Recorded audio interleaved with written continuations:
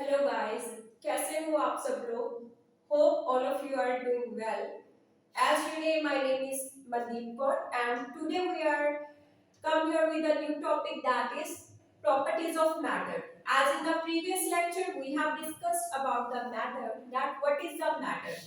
कोई भी substance, anything which occupies space and have some mass, that is called matter.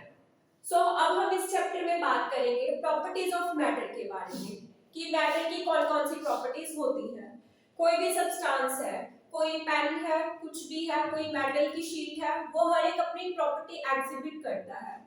तो इसी तरह से कोई भी सब्सटेंस है, मैटर है, उसको हम टू पार्ट्स में डिवाइड करते हैं. One is called physical property and another is called chemical properties. तो इनमें क्या डिफरेंस है? अगर हम बात करें दो तरह की प्रॉपर्टीज की हम बारे में बोल रहे हैं. One is physical properties and another one is chemical properties. तो फिजिकल प्रॉपर्टीज क्या होती हैं दोस्तों?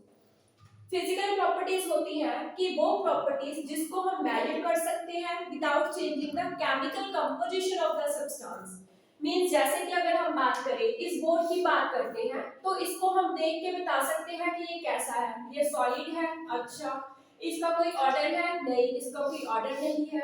ऑर्डर में कोई स्मेल है? नहीं, कोई स्मेल नहीं है. अगर हम बात करें कलर की, हाँ ये इस कलर का है, ये हम देख सकते हैं कि इस पे ग्रीन कलर हुआ है. मतलब अगर हम बात करें इसके, ये होगी फिजिकल प्रॉपर्टीज की जिसको हम देखने से ही बता सकते हैं उसके बारे में. जैसे कि मैं अपनी बात करूं, मैं क्या हूं, मैं लड़की हूं, मेरे बारे में आप देख के ही बता सकते हो. तो ऐसे ही ये होती है फिजिकल प्रॉपर्टीज की जिसमें हम कोई केमिकल कंपोजिशन में बिना चेंज किए उसके बारे में बता पाते हैं. जैसे कि अब हम बात करते हैं केमिकल प्रॉपर्टीज. फिजिकल प्रॉपर्टीज में हमारा मेल्टिंग पॉइंट, बॉइलिंग पॉइंट भी आता है. ठीक है दोस्तों, अब हम बात करते हैं, चलो बढ़ते हैं केमिकल प्रॉपर्टीज की तरफ. केमिकल प्रॉपर्टीज क्या होती है? केमिकल प्रॉपर्टीज इसके अगेंस्ट होती है. अगेंस्ट मींस इसके उलट. जैसे कि हमने ये बताया कि इसमें हम फिजिकली देख के बता सकते हैं, but in case of chemical properties उसमें हमें क्या करना पड़ता है, जिसको हम बताते हैं जब उसकी केमिकल कंपोजिशन चेंज होती है. The properties which can be measured by chemical composition of the substance. जैसे कि हम कोई रखा हुआ है, कोई अगर ये बताएं कि कोई मेटल रखी हुई है, सपोज कोई एल्युमिनियम है, आयरन है, कुछ भी है, तो ऐसे सब्सटेंस जिसको हम देखने पे ऐसे नहीं बता सकते कि ये क्या, मतलब इसका क्या है क्या नहीं. सपोज एसिडिटी की बात करें, अगर मैं बोलूंगी कि बताओ ये सब्सटेंस एसिडिक है या बेसिक है, तो आप देखने से नहीं बता सकते हो. अगर मैं बात करूंगी उसकी कंबस्टिबिलिटी की, फ्लेमेबिलिटी की, तो आप देखने से नहीं बता सकते हो.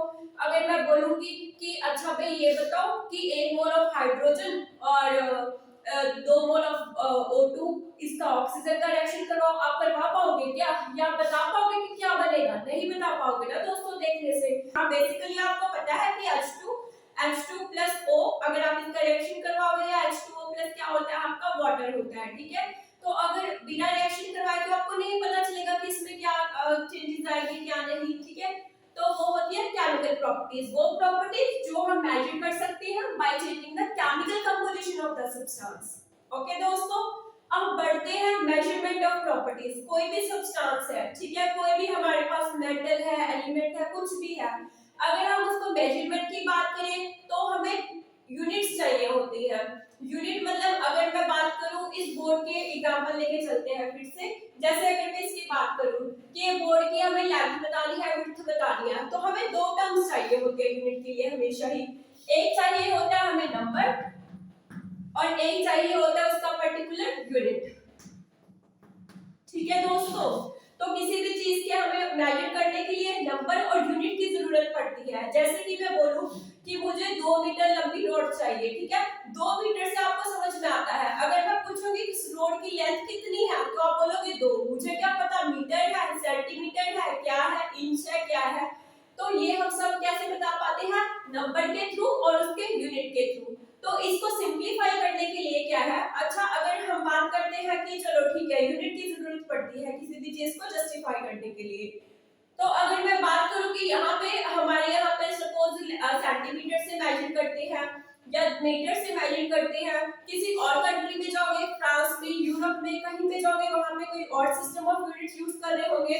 तो ऐसे तो बहुत मुश्किल है दोस्तों कि हर एक जगह पे अलग अलग यूनिट का यूज हो रहा है। तो इस सिस्टम को स्टैंडर्डाइज करने के लिए हमने क्या किया है, एक कॉमन हमारा जो है international system of units adopt किया है, दैट इज कॉल्ड एसआई। आप सबने एसआई के बारे में तो सुना ही होगा, that is called international standard of units.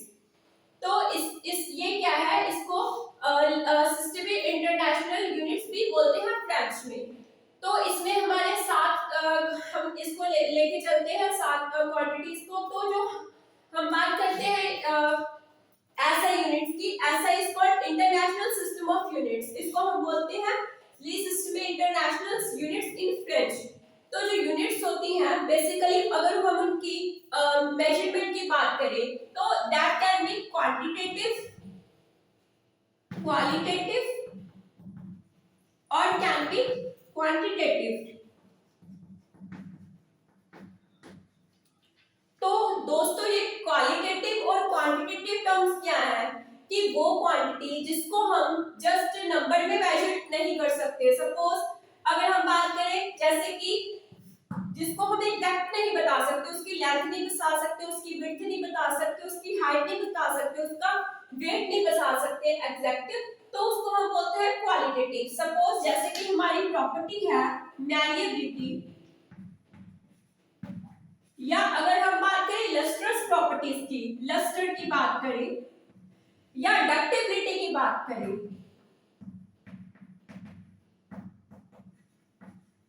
तो इनमें क्या है, हम किसी चीज को देख के बता सकते हैं कि वो कितनी मैलिएबल है? नहीं बता सकते ना, वो तो उसकी प्रॉपर्टी है। तो हम ये नहीं बता सकते कि इतनी लेंथ तक जाएगी या क्या है।